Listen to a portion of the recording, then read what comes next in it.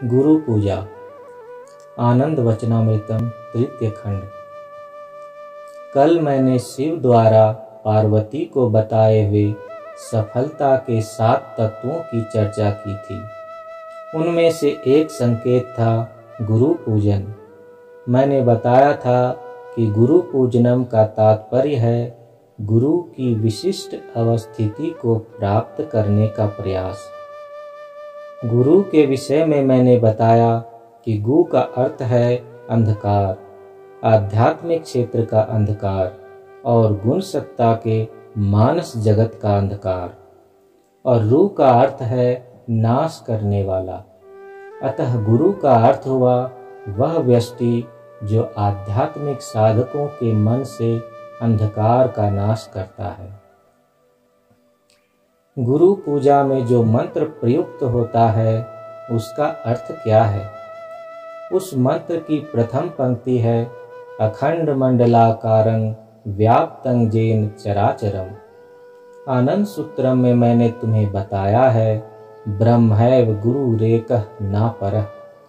ब्रह्म का रहस्य, उनके भूमा मानस का रहस्य और उनके विषयी भाव का रहस्य मात्र उनको ही ज्ञात है, और जब तक वे स्वयं किसी भौतिक माध्यम से अपने को अभिव्यक्त न करें तब तक उनके रहस्य दूसरों को कैसे ज्ञात होंगे। इसीलिए कहा गया है कि ब्रह्मैव गुरुरेकः, अर्थात ब्रह्म स्वयं गुरु है। प्रायः लोग कहा करते हैं कि एक भौतिक देह रूप गुरु है, किंतु वह रूप गुरु नहीं है। गुरु उस रूप के माध्यम से अपने को अभिव्यक्त कर रहे हैं। जैसा मैं पहले बता चुका कि यह अभिव्यक्त विश्व, यह 5 भौतिक अभिव्यक्त विश्व बहुत बड़ा है, किंतु यह अनंत नहीं है। इस विश्व का निर्माण करते समय तमोगुनी प्रकृति का उपयोग करना ही पड़ा और करना पड़ेगा। इस तमोगुण के कारण यह विश्व अनंत नहीं हो सकता। तमोगुनी प्रकृति का स्वभाव ही है वस्तुओं को सीमाबद्ध करना। एक बात यह भी है कि इस विश्व का रूप अंडाकार होने के कारण संस्कृत में इसे ब्रह्मांड कहते हैं। यहाँ अंड का तात्पर्य है अंडाकार, ब्रह्मजोर अंड, ब्रह्मांड, अर्थात भूमा सत्ता की अंडाकार अभिव्यक्ति। यह ब्रह्म की अखंड अभिव्यक्ति है। परम पुरुष की इसी प्रकार की 5 भौतिक अभिव्यक्ति है यह विश्व, और यह सर्वव्यापी स्वभाव की है। परम पुरुष स्वयं सर्वव्यापी है। अंग्रेजी में इसके लिए शब्द है परवेशिव। संस्कृत की मूल धातु है विश्व, और इसीलिए यह सर्वव्यापी सत्ता विष्णु नाम से जानी जाती है। विष्णु माने सर्वव्यापी। तत्पदं दर्शितं येन तस्मै श्री गुरुवे नमः। तुम यह भी जानते हो कि यह सर्वव्यापी सत्ता, यह विष्णु अनुसत्ता द्वारा छुआ नहीं जा सकता। गुरु की सहायता के बिना यह सत्ता अनुसत्ता के संस्पर्श में नहीं आ सकती, क्योंकि गुरु ही जीव और शिव के बीच की कड़ी है। यह कड़ी शिव का ही अंग है, अर्थात शिव ही गुरु है। तत्पदं दर्शितं, यह कड़ी वास्तव में किंवा तात्विक दृष्टि से परम पुरुष है, तारक ब्रह्म है। वही है जिनका अनुगमन करना चाहिए। तस्मै श्री गुरुवे नमः, अर्थात मैं तुम्हारे श्री चरणों में अपने को समर्पित करता हूँ। अज्ञान तिमिरांधस्य ज्ञानांजन शलाकया। तुम जानते हो कि अंजन आँखों में शलाका से लगाया जाता है। सभी अनुसत्ताएं उसी तात्विक सत्ता के अंश हैं। सभी उसी परम सत्ता के अंग और अंगांग हैं, किंतु अज्ञान के कारण, अज्ञान अंधकार के कारण वे यह नहीं देख पाते कि कौन क्या है, या क्या क्या है।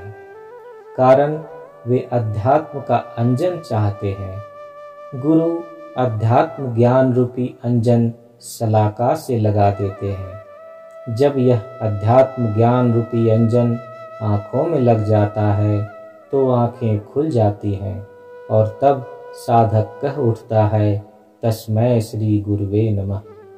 नमः का अर्थ है समर्पण। नमः का संबंध नमो मुद्रा से है।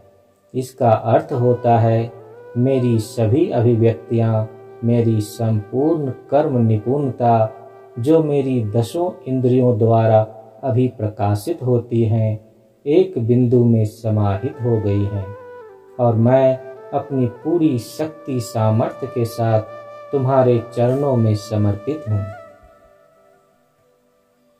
गुरुर् ब्रह्मा गुरुर्विष्णु गुरुर्देवो महेश्वरः। गुरुर् ब्रह्मा, ब्रह्मा क्या है? परम पुरुष की 3 प्रधान कर्मगत अभिव्यक्तियां हैं। वे परम पिता हैं, सभी उनकी संतान हैं। सृष्टा के रूप में वे सबको सृष्ट करते हैं।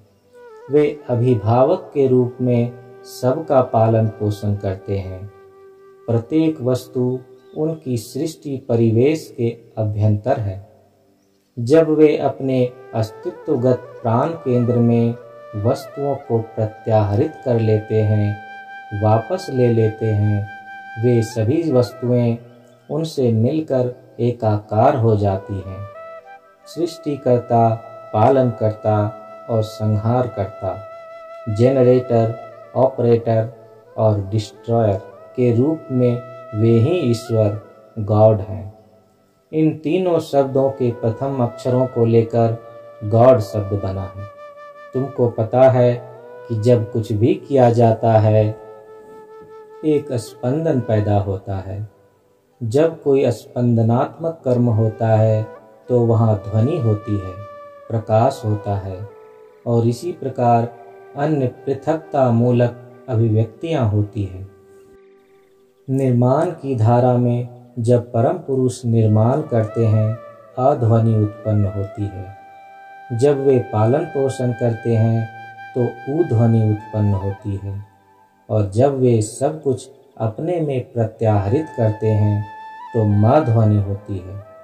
इसीलिए ओम परम सत्ता की संपूर्ण अभिव्यक्तियों का प्रतिनिधित्व करता है। इसीलिए त्रिपाद विभूति नारायण श्रुति में कहा गया है, प्रणवात्मकम ब्रह्म। ओम प्रणव कहा जाता है। जब वे सृष्टि करते हैं तो अध्वनि पैदा होती है। अतः ब्रह्म जोर अ, ब्रह्मा, गुरुर ब्रह्मा अर्थात निर्माता सत्ता। गुरुर विष्णु अर्थात वे सर्वव्यापक विष्णु हैं और विष्णु माया की सहायता से वे सर्वव्यापक हैं। गुरुर्देवो महेश्वरः। देव कौन है? द्योतते क्रीडते यस्मात् उद्यते दोतते दिवि तस्मात् देव इति प्रोक्तः स्तूयते सर्वदेवतः। वे सभी स्पंदन, वे सभी अभिव्यक्तियाँ और वे सभी क्रियात्मक अभिप्रकाश जो संपूर्ण सृष्टि को स्पंदित करते हैं, जो विद्युतान्विक अपूर्णता से हरिनाभिक अपूर्णता, इलेक्ट्रॉनिक इम्परफेक्शन से न्यूक्लियर परफेक्शन के लक्ष्य तक ले जाते हैं, उन्हें देवता कहा जाता है। परम तत्व की सभी क्रियात्मक अभिव्यक्तियाँ देव हैं और हैं अनेक देवतागण, किंतु उन सब में प्रमुख अभिव्यक्ति के प्रतीक हैं परम देव, जो परम तत्व ही हैं। अर्थात देवतागण नियंत्रित हैं महादेव किंवा महेश्वर से। देवों में सर्वश्रेष्ठ हैं महादेव, जो अणु और भूमा के अंदर और बाहर की सभी अभिव्यक्तियों को नियंत्रित करते हैं। तुम कह सकते हो कि सभी कुछ तो भूमा के अभ्यंतर ही है, किंतु भूमा से बाहर का तात्पर्य है परम सत्ता, सुप्रीम एंटिटी का वह भाग जो अरूपांतरित अनमेटामॉर्फोज्ड रहता है, जिसमें परिवर्तन नहीं होता। अतः महादेव हुए वह जो अणु और भूमा के अंदर और बाहर की सभी अभिव्यक्तियों एवं अवस्थितियों को नियंत्रित करते हैं। महेश्वर वह है जिनके पास शक्ति है, अधिकार है और है ऊर्जस्विता, स्टेमिना, जिसके द्वारा देवों और देवताओं की क्रियात्मक अभिव्यक्तियों को नियंत्रित करते हैं, अर्थात उन्हें प्रत्याहरित करने की शक्ति भी उनमें है।